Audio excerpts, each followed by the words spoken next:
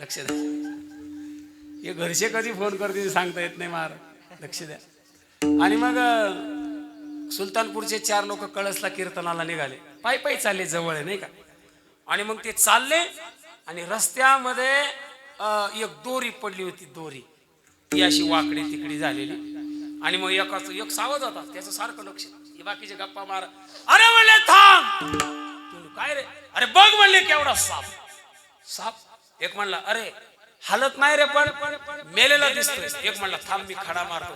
मग एकानं खडा उचलला आणि अगदी त्या दोरीला पुढे गाठ होती ना, त्या गाठीच्याच तो खडा बसताना ती गाठ जरा हल्ली. अरे थांब म्हणले, जिवंत आहे बरं का.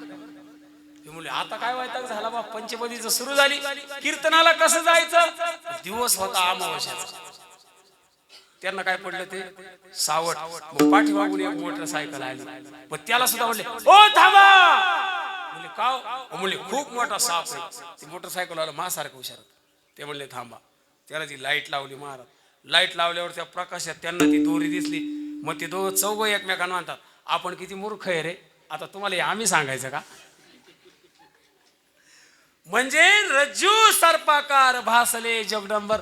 त्यांना तो साप आणि नाकात बोटं घालो. म्हणजे त्यांना तो साप भासला. कसा? अंधारामध्ये सावट पडलो, खरा भासला. तसं हिला देहुडा पाय करून, हातामध्ये मुरली घेऊन, कुरळ्या कुरळ्या केसांचा, चापेकळी सारखं नाक असणारा, मोत्यासारखे दात असणारा, कमरेला पितांबर, खांद्यावरती घोंगडी, डोक्यावर मोराचं पान, मृगनयनी डोळे असणारा आणि गुलाबाच्या पाकळ्यांसारखे ओठ असणारा भगवान श्रीकृष्ण दिसला. आणि ही जागेवरती उभी राहिली. आणि सगळ्या गवळणी गोकुळामध्ये गेल्या. सगळ्या गवळणी गोकुळात गेल्या. गोकुळामध्ये नुसत्या गेल्या नाही, त्यांनी दह्या दुधाची विक्री केली. आणि 2:30 पावणे 3 4 वाजता त्या मथुरेकडे यायला निघाल्या.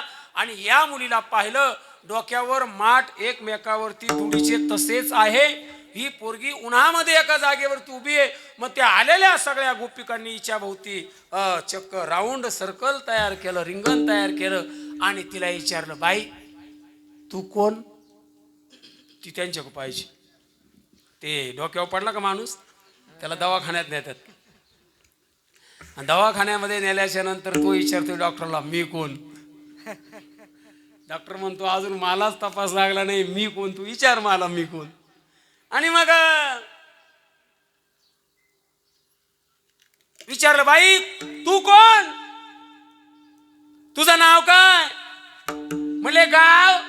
जाऊ दे, तू कोण नको सांगू, गाव नको सांगू, नाव नको सांगू. म्हणले तुझं आडनाव?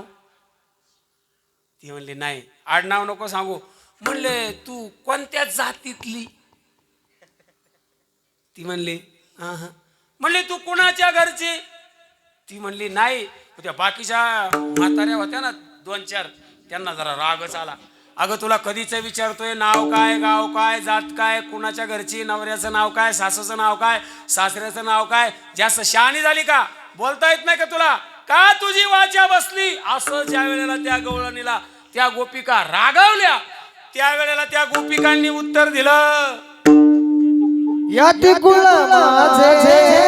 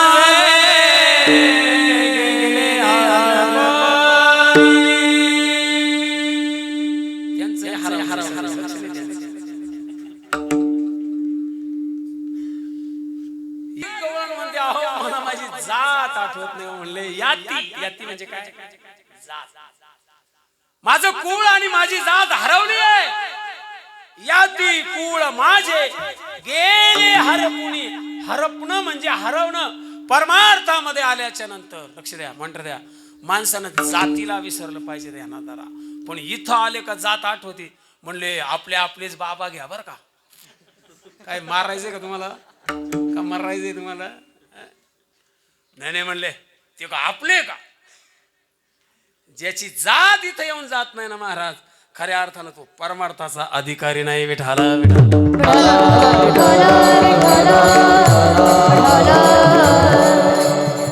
विशिष्ट एका जातीच्या संतांची जयंती असली का सगळे महाराज त्याच जातीचे राहतात विशिष्ट एका संतांच्या जातीचा पुण्यतिथी सोहळा असला का सगळे महाराज त्याच जातीचे असतात आम्हाला तारखा कमी असं तुम्ही म्हणू नका मला मी मोकळ बोलणार माणूस आहे श्री गुरु तुकोबराय म्हणतात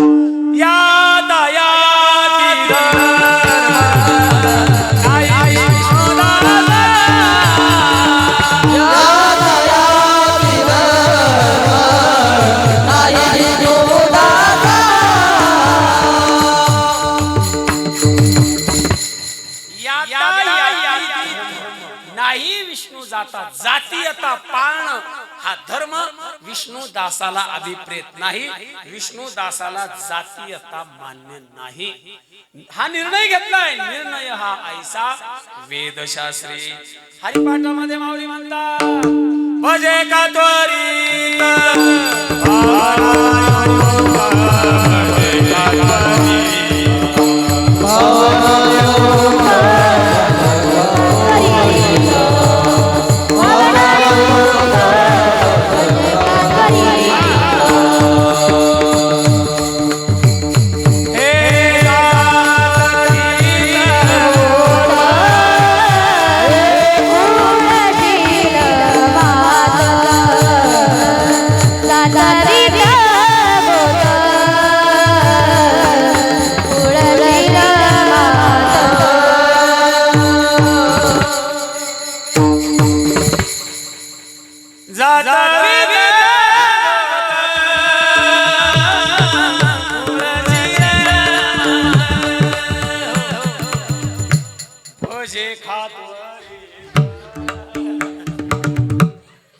काय असंच आहे ना काय ग भजे खा भजे का त्वरित म्हणजे जातीयता विसरा जात जात विंत गोत हे सोडा आणि पटकन देवाला शरण जा भजे का त्वरित त्वरित म्हणजे तात्काळ एब्रे तात्काळ देवाला भजा म्हणजे परमार्थ मध्ये जाती त्याला किंमत नाही ती गोपिका सांगते माझी जात मी विसरले याती कुळ माझे गेले हरपुणे म्हणले हे सगळं तुझा विसर तुला पडलाय म्हणले याचं कारण काय श्रीरंगा वाचोने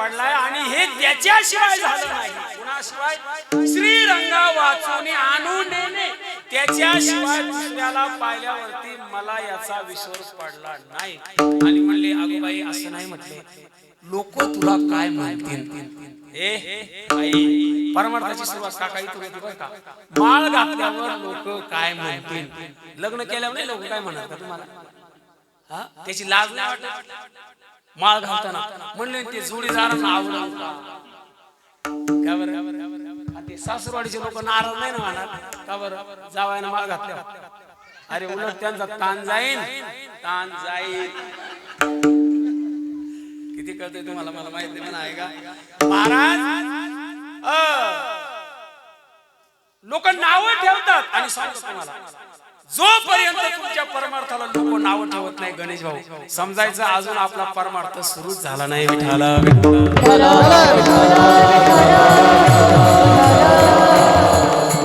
कारण या जगाला सवय आंब्याच्या झाडाला दगड मारतात बोरीच्या वडीच्या झाडाला दगड मारतात, चिंचेच्या झाडाला दगड मारतात, पण बाबळीच्या झाडाला कुणी दगड मारत नाही. त्यांना माहिती आहे त्या बदल्यात आपल्याला फक्त काटे मिळणार आहे. आणि एखाद्या वारकऱ्याला जर आपण त्रास दिला तर त्या बदल्यात वारकरी आपल्याला किमान आशीर्वाद तरी देणार आहे. कारण खरा वारकरी कधी कुणाला शिव्या शाप देत नाही महाराज.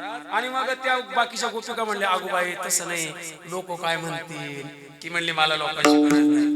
बरं ठीक आहे, लोकांशी गरज नाही, परत तुझी सासू तुला काय म्हणेल. म्हणजे कोण सासू, काय काय म्हणल्या त्या, कोण सासू.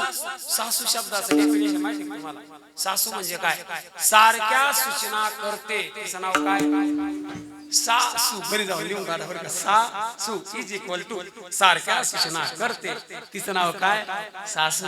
आणि मग सून, एकही सूचना न ऐकता मनातच घोड दामटत असते, तिचं नाव काय, सून. हिंदी मध्ये ऐक या शब्दाचा अन्वयार्थ सून असा आहे. काय, सून, सुना. कळते कळते कळते कळते. ते गाणं नका म्हणू तुम्ही, मी काय, सून म्हणजे काय, ऐक. तिला सून म्हणतात, पण ती सुनत, ती ऐकत नाही. परत एक आपल्या घरामध्ये एक व्यक्ती, तिचं नाव आहे ननंद, जी कधीच देत नाही भाऊजाईला आनंद. त्या जनावराचं नाव काय, हा, सून. आणि मग म्हणले, तुझी सासू काय म्हणेल. ती म्हणले, मला सासूशी घेणं नाही. म्हणले, अगं बाई मग सासरा. म्हणले, मला सासऱ्याशी सुद्धा घेणं नाही. नाही कुणाशी घेणं, पण नवऱ्याचं काय. म्हणले, मला नवऱ्याशी घेणं नाही. म्हणले, अगं बाई आम्ही तुझ्या पाया पडू का आता, तुला किती वेळा सांगायचं, तुला घरी जायचं नाही का. ती गोपिका म्हणली, मला तुम्ही कितीही वेळा, किती माझा वेळो वेळा, किती माझा वेळो वेळा,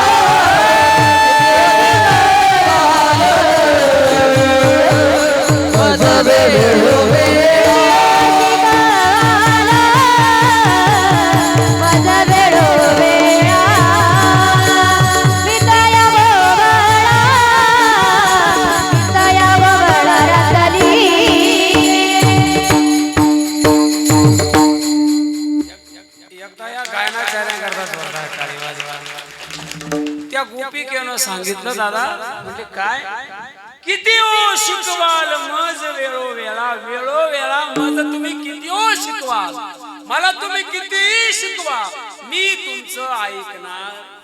ती ज्या पोरीला नांदायला जायचं नाही, तिला समजून सांगायला कलेक्टर आणा जिल्ह्याचा, ती जाणारच नाही. आणि जिला राहच नाही ना, तिला तुम्ही किती म्हणा जाऊ नको, ती म्हणते बाई मला जावं लागेल. कळतंय तुम्हाला. मग ती म्हणते, मला तुम्ही कितीही सांगा, मी तुमचं ऐकू शकत नाही. मग त्या बाकीच्या ज्या वृद्ध गोपिका होत्या त्या म्हणल्या, जमन का मला कीर्तन, विठ्ठल विठ्ठल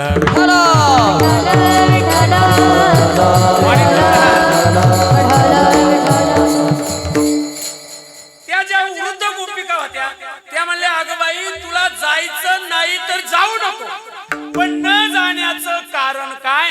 मग ती गोपिका उत्तर देते, मी तया गोवळा रत लिये, मी त्या गोवळ्याला रत झाले, मी त्या कृष्णाला रत झाले. एकदा जरी एखादा मनुष्य एखाद्याला रत झाला तर त्याला किती सांगितलं तरी तो ऐकत नाही. आता मी पाटील पाटील पोलीस स्टेशन मध्ये कधी कधी असे उद्योग येतात ना आमच्या मापाला, का ते डोकं फोडावं लागतं त्या पोरांच्या पुढे. अरे बास नका आता, जा म्हणले त्याच्या घरी. नाही म्हणले महाराज नाही, आम्ही जीव देऊ पण एकत्र मरू. काय प्रेम आहे महाराज, कळते का तुम्हाला? का अजून फोड करून सांगू? नाही, मी तया गोवळा रतलीये. तुकोबारायांचे गुरु प्रमाणे आहे का? घररी गी झालेले पटरानी गोरे, घररी गी झालेले पटरानी घररी गी झाले पटरानी, घररी गी झाले पटरानी,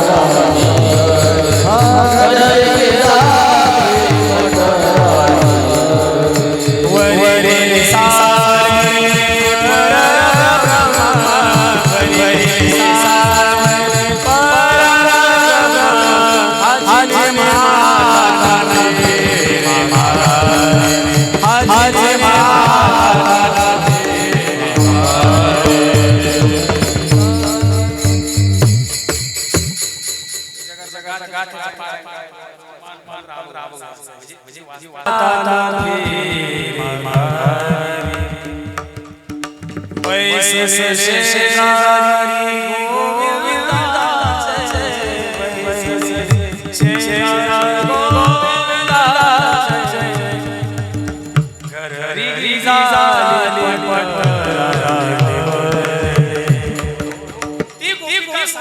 त्याच्या घरामध्ये शिरले. मराठी भाषा समजून घ्या सर. काय म्हणते ती? मी त्याचं घर रिघाले, मी त्याच्या घरात शिरले. नुसते शिरले नाही तर त्यानं मला अधिकार दिला, मला त्याची पट्टराणी केलंय. आणि आता मला तुम्ही जर म्हणत असाल माघारी ये, तर ते कदापि शक्य नाही. हा चिने माता न फिरे माघारी, कारण बैसले शेजारी गोविंदाचे. चला पुढे परत एक मुद्दा सांगतो. जनाबाई महाराज या भगवान पांडुरंग परमात्म्याच्या अतिशय लढीवाळ गोड असणाऱ्या भक्त होत्या. कोण? जनाबाई महाराज. पण त्या जनाबाई महाराजांची भक्ती अशी होती ना महाराज, त्या कुणाला घाबरत नव्हत्या. म्हणजे लोकांना तर घाबरत नव्हत्या, आपण लोकांना घाबरतो, लोक काय म्हणतील. जनाबाई महाराज लोकांना तर घाबरत नव्हत्या, पण देवाला सुद्धा घाबरत नव्हत्या. देवाला शिव्या देणाऱ्या पहिल्या महिला संत म्हणजे संत जनाबाई विठाला.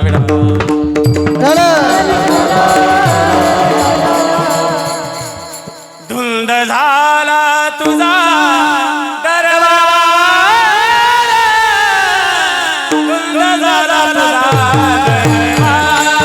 दरबार, धुंद झाला तुझा दरबार, धुंद झाला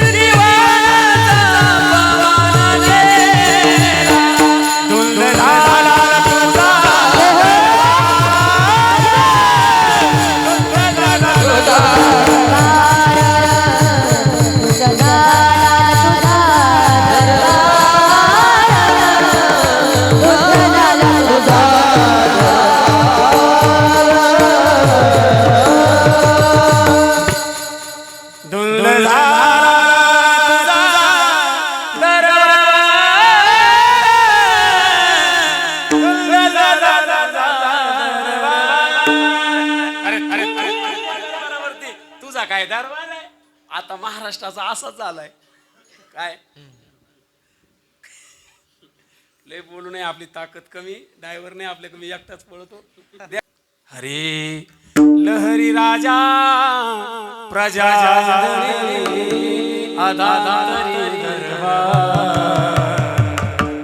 सगळे मंदिर आले शिंदे. विठाला विठाला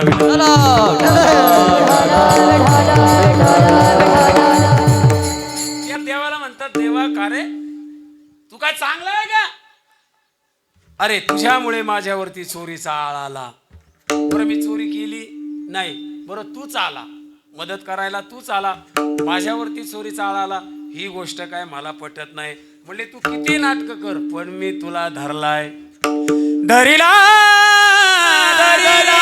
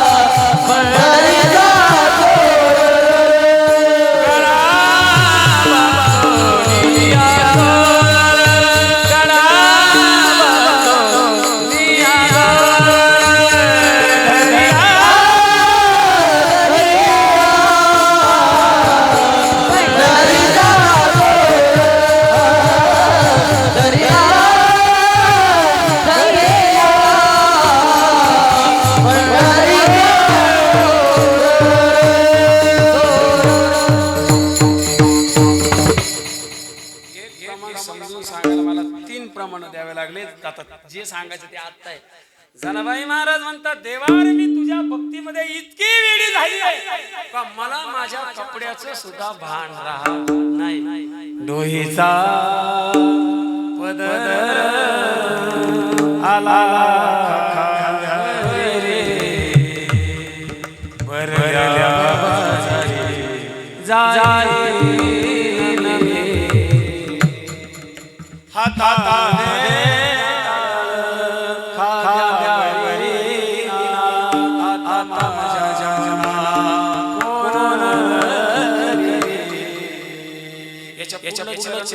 दुसऱ्या चरणाशी मिळतं जुळते बरं का.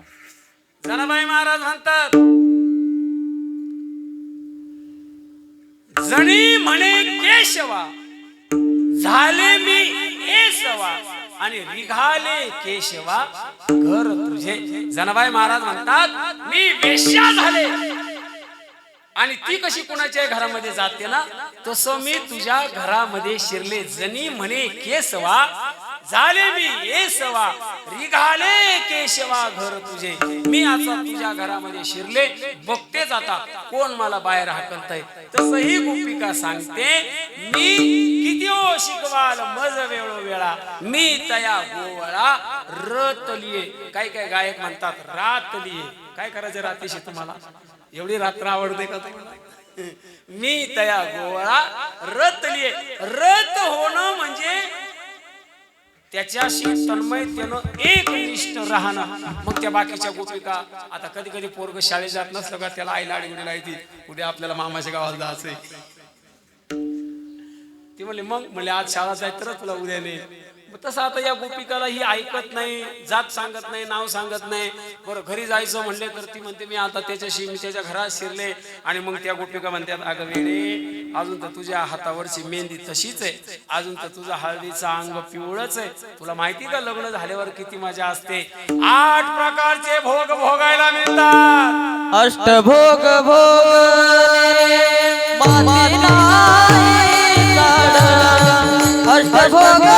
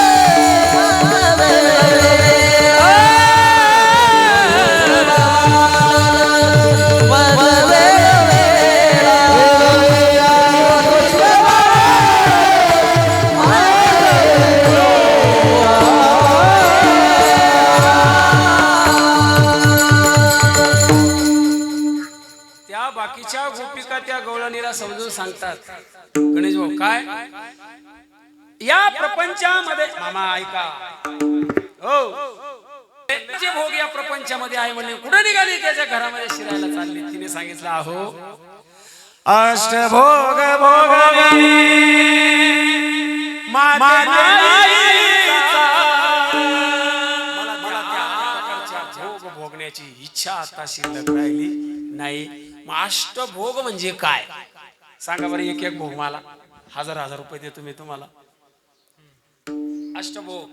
अष्टभोगातला पहिला भोग आहे शयन म्हणजे पलंगावरती झोपणं. हा अष्टभोगामधला एक भोग आहे. शयन करणं म्हणजे झोपणं. नंतर सांगितलं जातं सुगंध परफ्यूम सुगंध घेणं हा अष्टभोगातला दुसरा प्रकारचा भोग आहे. त्यानंतर सांगितलं जातं तांबूल आपण जे शिजवतो ना हा तिसऱ्या प्रकारचा भोग आहे. त्यानंतर सांगितलं जातं सुमन नावाची बाईलीवर सुमन म्हणजे फूल. अष्ट प्रकारातला एक भोग आहे. आणि त्यानंतर सांगितलं जातं उदक म्हणजे पाणी. असे सगळे भोग आहे. या 8 प्रकारच्या भोगांचा ती म्हणते मला आता तिटकारा आलाय. आपल्याला किती आवडतं कोणाच्या लग्नात जाताना उगा आपण कीर्तनाला जाताना सुद्धा करतो नाही ना. ती म्हणली अष्टभोग भोगणे माते नाही चाड. मग तुला आवडतं काय भक्ती प्रेम गोड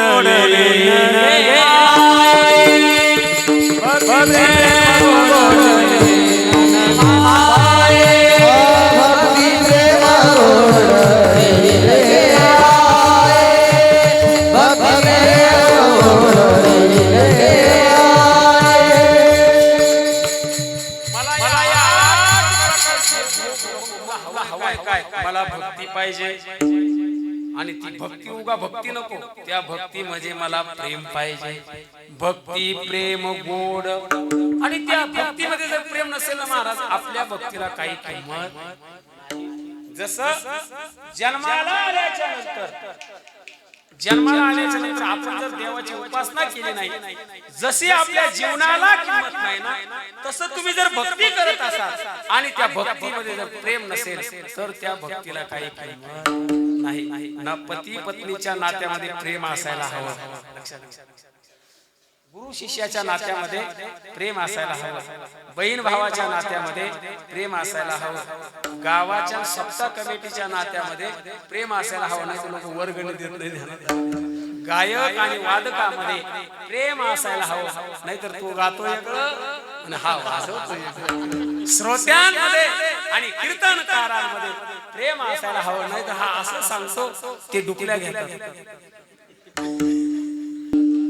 भक्ती प्रेमा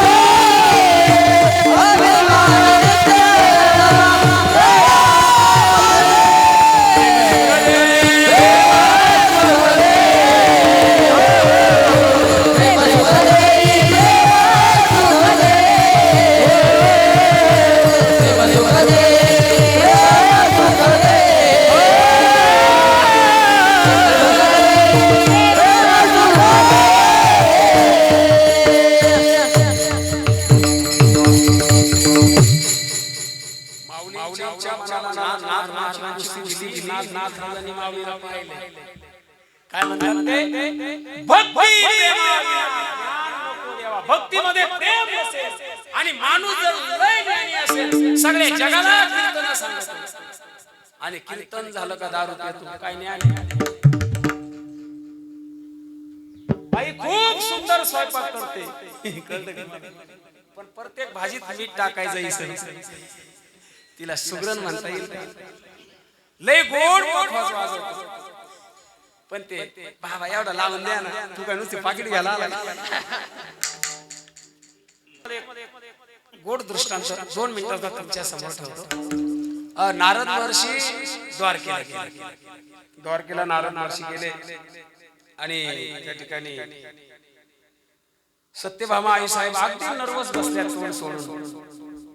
तुम्ही जशी बसले ना आता सगळ्या तोंड सोडून सगळ्या अशा त्या नर्वस. नारदाने विचारलं आई वाट आहे आपण म्हणलं काय झालं तुम्ही काय तोंड सोडून म्हणले नारदजी तुम्हाला तर माहिती ना माझा आमच्या आहोवरती किती प्रेम. म्हणले मग नाही म्हणतोय. म्हणले मग हेच आहो मला पुढल्या जन्मात पाहिजे काय करावं लागेल. माझं त्यांच्यावर किती प्रेम आहे. म्हणले हे बघा जी वस्तू आपल्याला पुढल्या जन्मात पाहिजे असताना तुम्ही सगळ्या ऐका ती या जन्मात दान करावी लागते. तुम्ही ओघा त्या वडाला येड्यात काय अर्थ द्या. वडाला गडके मारून फायदा नाही. नवरा दान करून टाका पण घेईन कोण असा बरं दान करायच्या मापात आहे का. त्याला दररोज संध्याकाळी धरून आणावं लागत. म्हणले दान दान करील मी त्यांना पण यांना घेईन कोण. म्हणजे मी आहे ना. काही लोक असे असतात म्हणजे ही गाडी इनोवा म्हणली पण हिला काय करायचं मी घेतो ना माझी घेतो मला इनोवा घ्यायला कालच भेटला येतो मला. म्हणले महाराज तुम्ही लय लांब लांब फिरायला म्हणले. म्हणलं शब्बास पत्ताच लिहून घ्या कशा होत. म्हणले काय करावं लागेल आता. म्हणले बघा पाणी आणि संकल्प सोडा. पण त्या बाईनं ते संकल्प सोडताना विचार केला नाही का हा एकटा माझ्या एकटीचा पती आहे का. 16,107 अजून बाकी लागतील. आणि मग संकल्प सोडला. भगवान श्रीकृष्ण अर्पण मस्तु. हे लगेच गेले भगवान कृष्णाकडे. म्हणले उठा.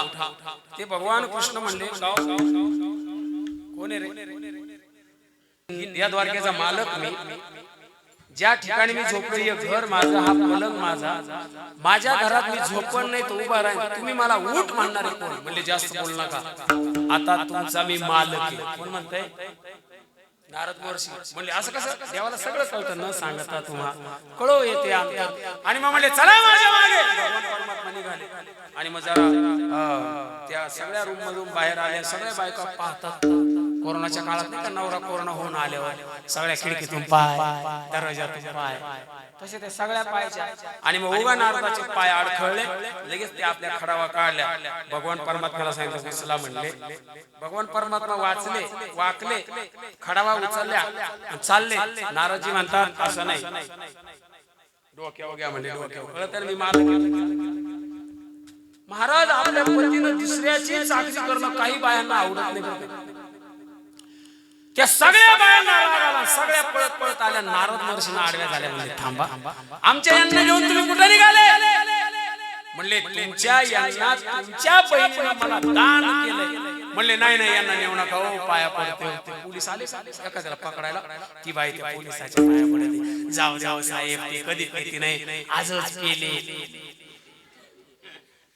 मापाप्याचा बाप कधी मारित नाही बाई पण एकदा मारायला लागला ना तो मला इतका मारितो. ऐका आणि मग ठीक आहे म्हणले एका अटीवरती मी यांना तुम्हाला परत देऊ शकतो. म्हणले कुठल्या याच्यावर नाही तर मला सोनं द्या. अरे म्हणले सोन्याबद्दल बोलूच नका. ते 1060 असो 1,60,000 असो 1,80,000 असो आमची सगळी लंका कशाची द्वारका कशाची म्हणले सोन्याची. या 16,108 होत्या. कल्पना करा एका बाईकडे 1 किलो सोनं धरलं किती झालं. अर्धा पावशे धरा ना 100-100 ग्रॅम धरा. एक तोळा सगळं सोनं आणलं. तराजू आणलं. पारड्यात कृष्णाला बसवलं. एका पारड्यात सोनं टाकलं तरी बाबाचं पारडं वरती जात नाही. कळते तुम्हाला महाराज पारडं सारखं होत नाही. सगळ्या चिंतेत पडल्या. आणि मग सगळ्यांनी एक युक्ती केली. आणि रुक्मिणी आई साहेब नव्हत्या सगळ्या त्यांच्याकडे गेल्या. कशाबद्दल बोलतो मी लक्षात येते ना.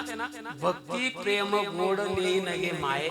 आणि मग त्या रुक्मिणी आई साहेबाकडे गेल्या आणि त्यांनी विनंती केली रुक्मिणी तुम्ही स्वस्त कशा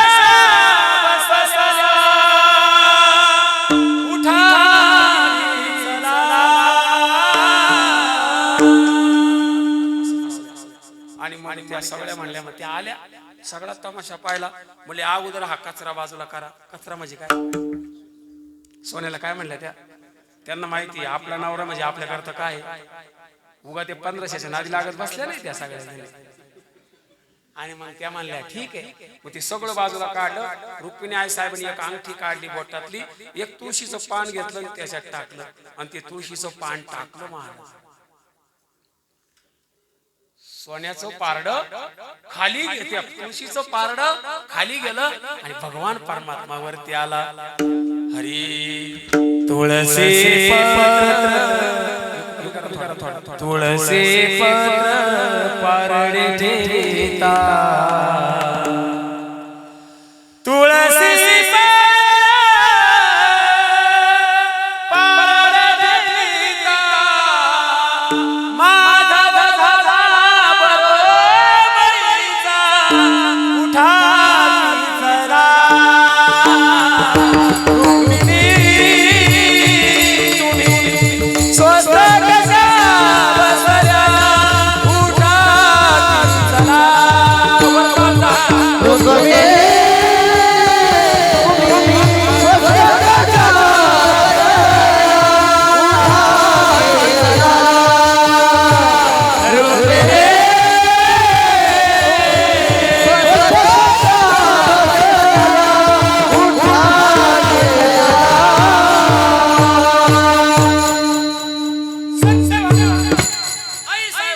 भगवान परमात्म्यावरती प्रेम होतं पण भक्ती नव्हती. रुक्मिणी आई साहेबांची भक्ती होती आणि प्रेम सुद्धा होतं. देवाला सुद्धा माघार घ्यावी लागली. भक्ती प्रेम गोड लेन गे माये बाप रखुमा देवी गुरुजेवीचा जिव्हाळा. असा त्या भगवान परमात्म्यावरती जर तुमचा जीव असेल ना, तो तुम्हाला कधीच वेगळं करू शकत नाही. काही केल्या वेगळा नोहे गे माये विठोबा रखुमाई.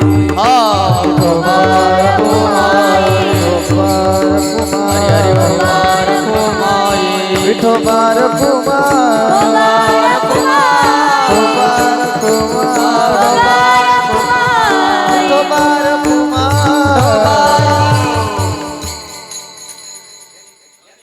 वारकरी संप्रदायाच्या नियमाप्रमाणे संस्थेच्या नियमाप्रमाणे अभंगाचा आपण भावार्थ बघितला. निर्धारित वेळेत अगदी वेळेत भूक लागायच्या आत आपल्याला काल्याच्या प्रसंगाचं वर्णन करायचं आहे. मग काल्याच्या कीर्तनामध्ये कीर्तनकार हा बांधलेला असतो. नाही, कीर्तनकार हा नियमानं बांधलेला असतो.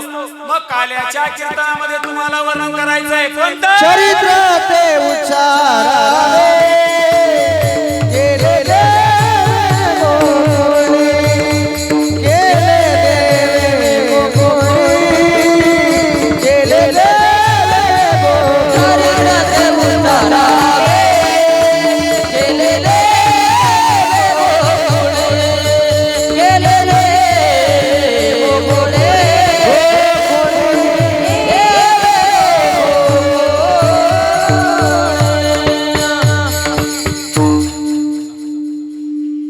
चरित्र ते उच्चारावे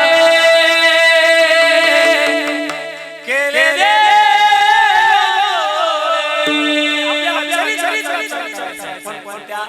गोकुळातल्या. आता वेळ आपल्याकडे कमी असल्यामुळं भगवान परमात्म्याला वसुन देवानं गोकुळामध्ये सोडलं. विठ्ठल विठ्ठल.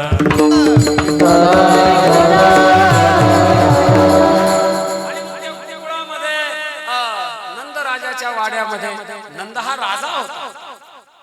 इकडे लक्ष द्या. नंद हा कोण होता? राजा. आणि राजाच्या घरी नोकर चाकर असतात. उगा आपल्याकडे 10 बिघे जमीन असते तरी 4 गडी असतात. माणसं आपले थकले, मोटर चालू करायला सुद्धा मोटरसायकल जातात नाही का. आणि मग त्या सकाळी सकाळी त्या सगळ्या त्या नोकर चाकर झाडझूड करत होत्या. त्या यशोदेच्या दरवाजाच्या आत एक गोपी त्या झाडझूड करणाऱ्या ताईला जायचं होतं ना, म्हणून ती आत गेली. आणि आत गेल्याच्या नंतर तिनं पाहिलं, अरे आपल्या राणीला तर मुलगा नव्हता म्हणले, आणि राणीच्या शेजारी बाळ खेळतोय. हे बाळ 100% आपल्या यशोदा राणीचं असलं पाहिजे. आणि लगेच तिनं मोबाईल काढला त्या पिशवीतला.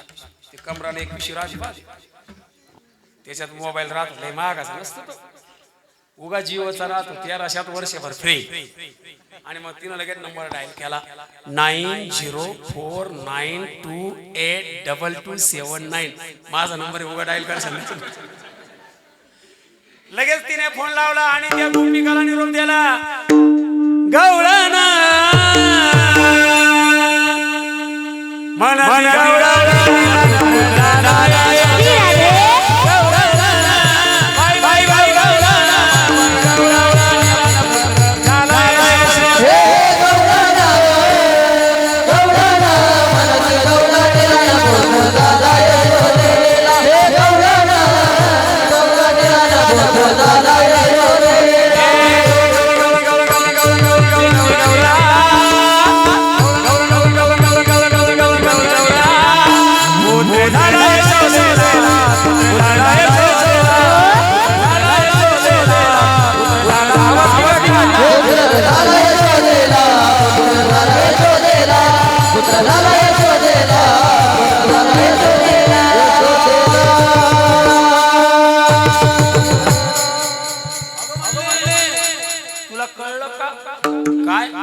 यशोदेला म्हणजे बाळ झालं, आता नंदराजाला बाळ झालं, आपल्याला बाळ झालं का आपण काय वाटत? आपल्याला काल आलते परवा दिवशी, आपल्याला बाळ झालं आपण काय वाटत? पेढे वाटत, तुम्ही वाटले नाही का? काय अभिमान वाटतोय पराक्रमाचा आपल्याला, घ्या पेढा, लोकांना झालेले घ्यायच्या माणसं वागत आहे महाराज, बरोबर पेढे वाटत जोले जवळ झाला काका त्याला एक घ्या, म्हणजे गावातलाचे पण आपल्या गल्लीत राहत नाही त्याला अर्धा प्याला, आणि जो गावातलाचे ज्याची आपली कधी गाठ नाही त्याला एवढा एवढा प्याला. हे भिकार धंदे नंदराजानं केले नाही ध्यानात.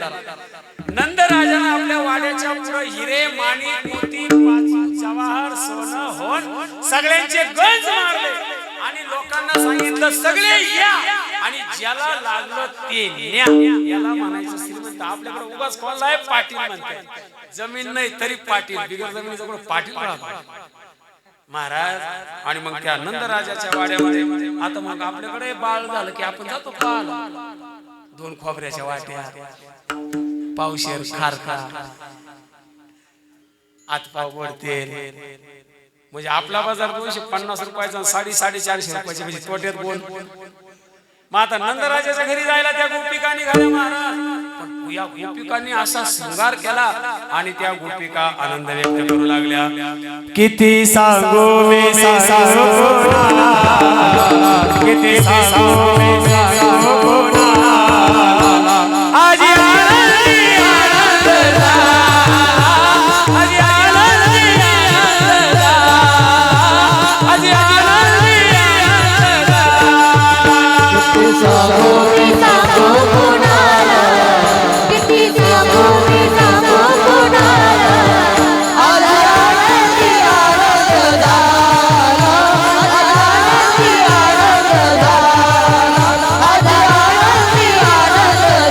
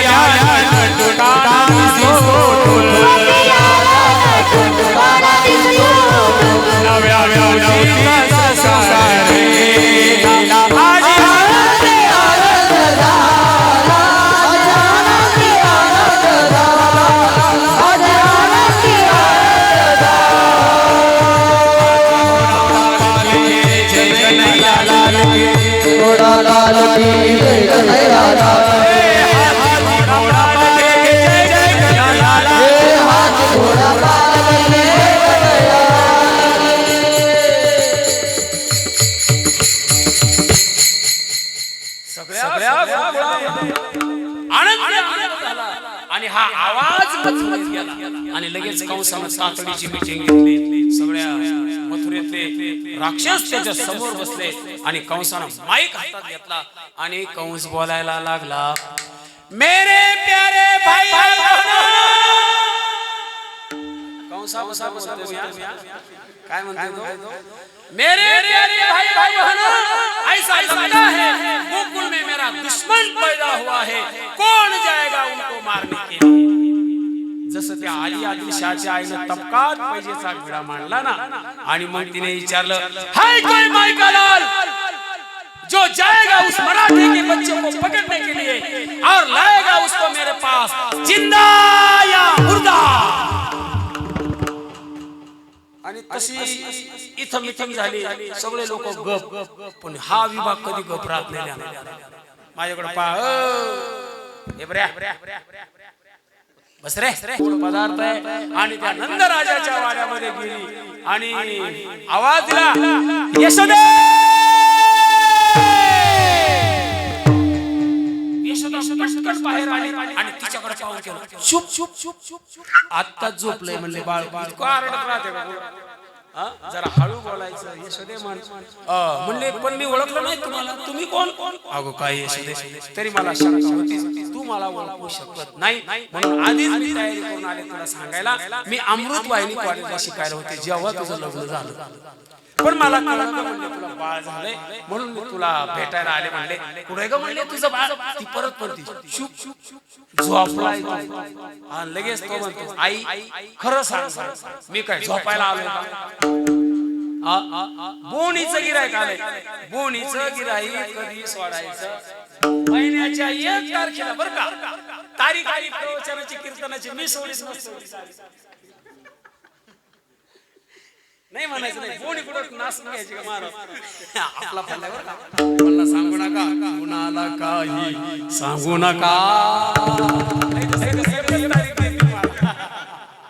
आणि महाराज, आणि मग ठीक आहे म्हणले, झोपलाय तो. लगेच तो रडायला लागला. ती म्हणली थांब ग, आता मी त्याला झोपून आले. मग यशोदा गेली. आता यशोदा बाळाला झोपायला गेली. आता यशोदेचं बाळ नंदराजा, ज्याच्याकडे 9 लाख गाई, पाळणा कशाचा असेल? लोखंडाचा. कशाचा होता? सोन्या नावाच्या सोनारानं बनवेल का? सोन्याचा म्हणजे प्युअर सोन्याचा. त्याला दोरी म्हणजे काय होती? ओढणी बांधली होती का? नाहीतर आपले पाळणे. आपले पाळणे म्हणजे साड्या. बंगल्याच्या त्या खिडकीला साडीचं एक टोक, तर या खिडकीला दुसरं टोक, आणि त्याच्यात आपलं बाळ, आणि मग त्याला झोका.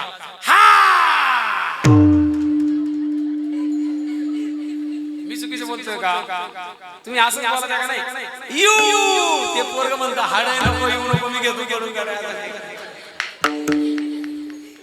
आणि महाराज मग यशोदा त्या बाळाला झोपवायला गेली. ते बाळ रडतंय, ऐकतंय कुठं? मग यशोदा त्याला म्हणते, रडते माझे बाळ,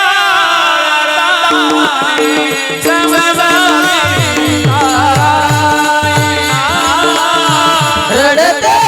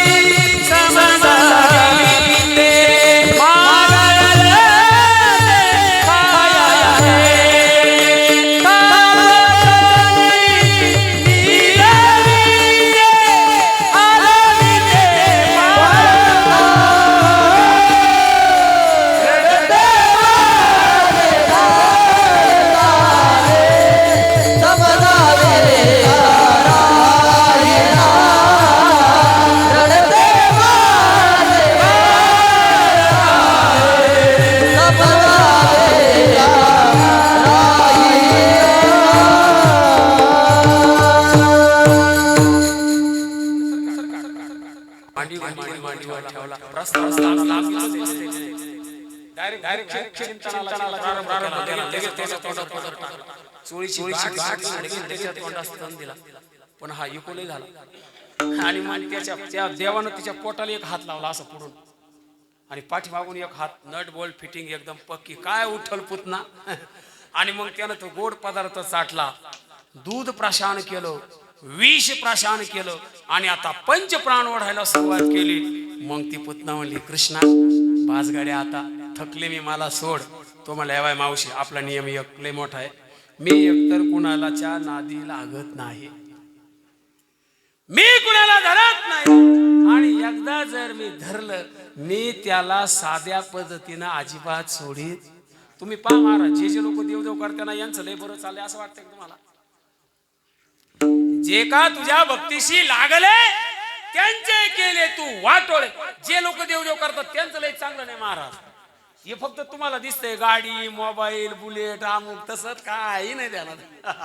लय मोठे हप्ते भरायला लागले त्यांच्या मागणं. हप्ता थकला तर उसने घ्यावा लागला. लोकांना वाटतं लय मजा यांची. एकदा कीर्तनकाराच्या गाडीत एक दिवस फिरून पहा, परत तुम्ही निश्चित त्याची गाडी पाहिली तर 3 किलोमीटर झिंगाट पळून जाशील. दुरून डोंगर फार छान दिसतात. आता हे डोंगर किती गोड आहे, मग वर चढून पहा बरं जरा कळसेश्वराच्या नाही अवघड आहे. आणि मग ती उभी राहिली. 2-4 छत त्यानंतर राजाच्या वाड्याचे तिच्या डोक्यानं उडाले आणि ती धाडकन त्या गोकुळामध्ये पडली. तिचे पाय जर सुलतानपूरला होते ना, तिचं डोकं नांदूर शिंगोट्याला होतं. इतकी लांब होती पुतना ध्यानात.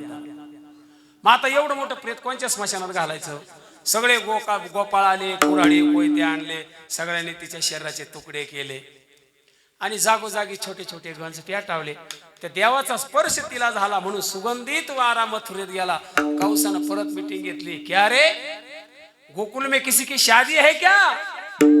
ते राक्षस म्हणले, सरकार शादी विधी कुछ नहीं, तुमने जो पहला बॉम्ब भेजा था लक्ष्मी एटम बॉम्ब, वो बोले फुस हो गया फुस. लहानपणी ते टोटे वाजवायचो ना महेंद्र भाऊ, एखादा कसं निघायचं सर फुस. आणि मग ते परत मिटिंग घेतली. कोण जाणार रे? लगेच कुठला मी जाणार. म्हणले तू काय करणार भाऊ?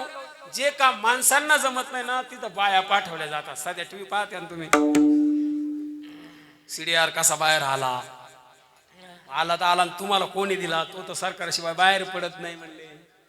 मग तू काय करणार? म्हणले मी आता ना तो 5 दिवसाचा होणार आहे, 5वी, त्याचं भविष्य पाहायला जातो. म्हणले ब्राह्मणाचं रूप घेतो. मग आता ते कधी नवत जे वारकरी होतात ना दिंडीला धोतर नेसतात, हे लोक काहीतरी कुटाणा करून ठेवतात महाराज. ते धोतर नेसलं पण उलट, जानवा अटकवलं उलट, पंचांगानं हातात घेतलं ते पण फाटका आणि उलट. गेला गोकुळात, लागला वरडायला, ज्योतिष सांगणार, भविष्य सांगणार. यशोदा माता, रोहिणी माता बसलेल्या, दिला आवाज, बाबा इकडे या म्हणले. कमी आहे असं नसेल म्हणले, इकडे या म्हणले. आणि मग म्हणले काय? या बाळांचं म्हणले भविष्य सांगा.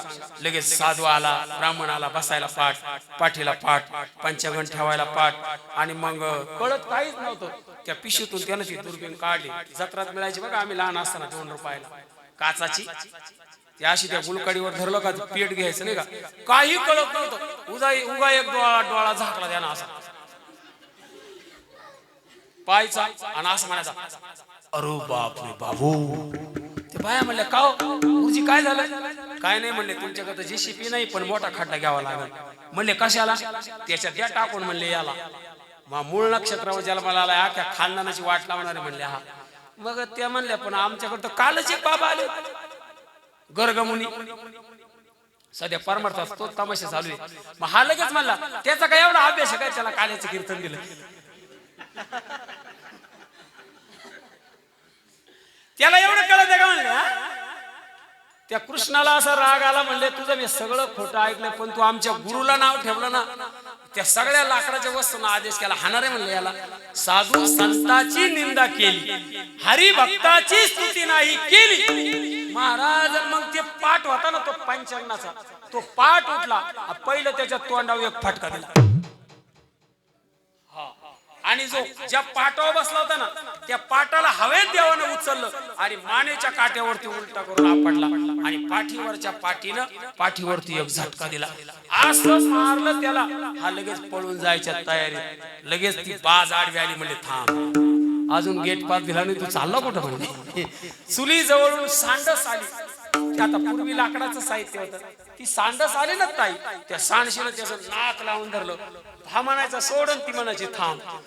आणि ते कुरडया करताना त्या पातेल्यामध्ये ते चिक असं हलवतात, त्याला काय तुमच्याकडे चाटू म्हणते का? तो आला ना महाराज, याला खाली वाकवलं आणि त्याच्या पाठीमध्ये दे दनादन इतका मारला. त्या परिस्थितीमध्ये पळता पळता त्याचाच पाय त्याच्या सोग्यात अडकला आणि कमरेच्या खालचा भाग सगळा उघडा झाला. नामदेव महाराज म्हणतात जाणवे तुझे पंचांग बागले, पंचांग बागले.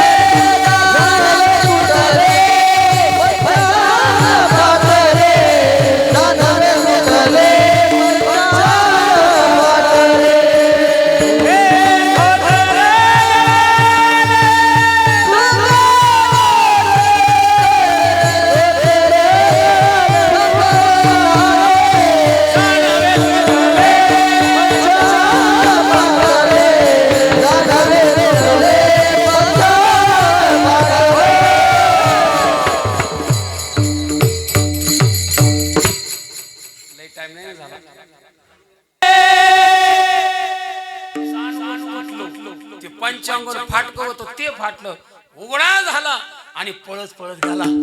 महाराज नशीब माझं लय चांगलं आहे बरं का, उगा मी साधूचा वेश घेतला म्हणून त्यानं मला सोडलंय. म्हणले जर का मी पुतना सारखा गेलो असतो माझा सुद्धा कटआउट कळस मध्येच लागला असता. म्हणले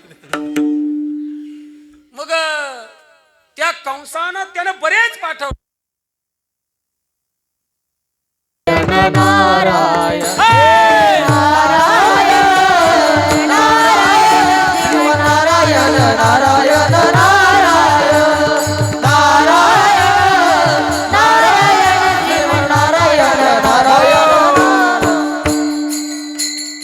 माता हे बाळ रांगायला लागलं, तळवे तळहात तळहात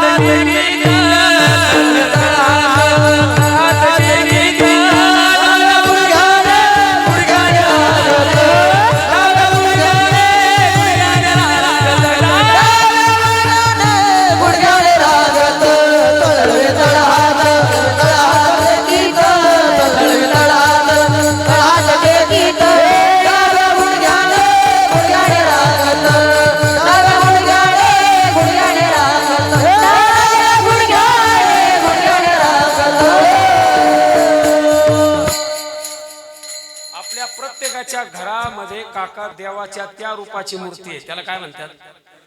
ते पाठीमागून दाबलं का पुढून वर होतं, पुढून दाबलं का मागून, आज त्याला रंगनाथ म्हणतात बरं का. तो रंगाने रंगा तो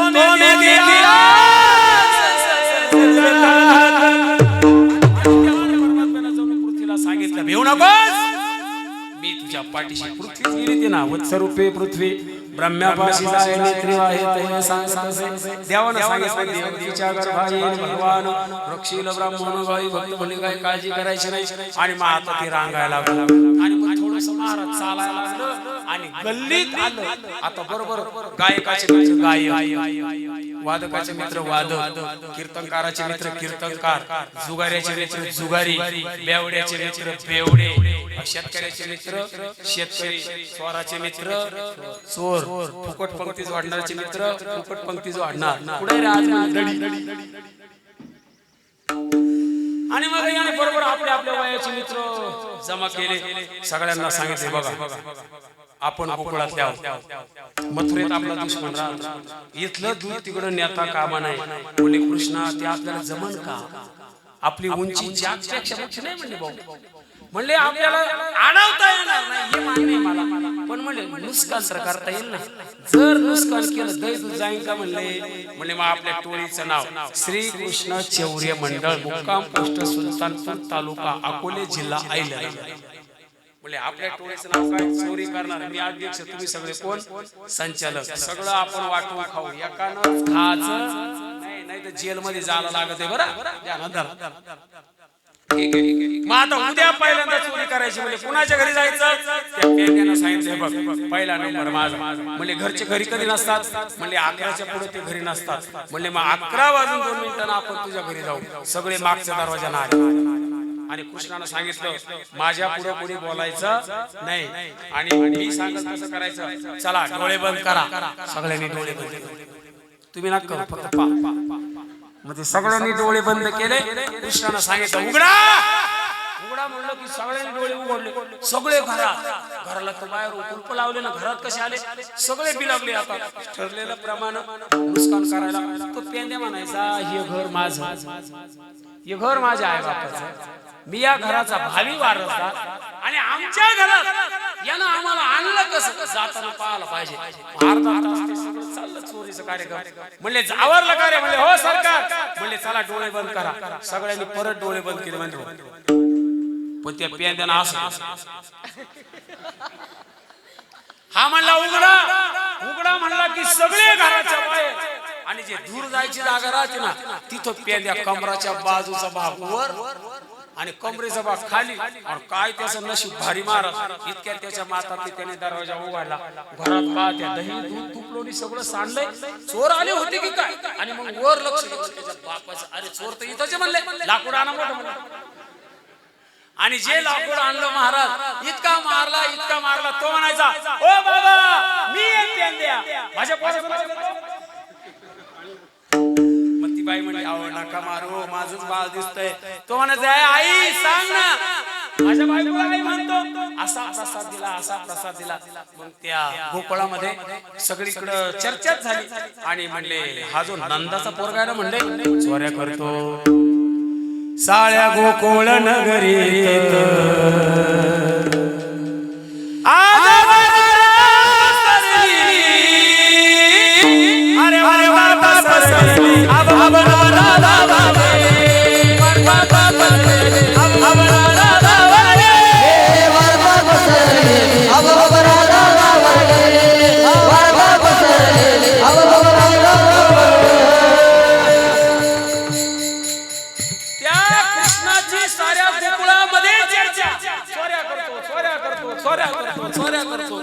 मग त्या सगळ्या गोपिका एकत्र आल्या. जसं तुम्ही आल्या ना आता जेवायला एकत्र.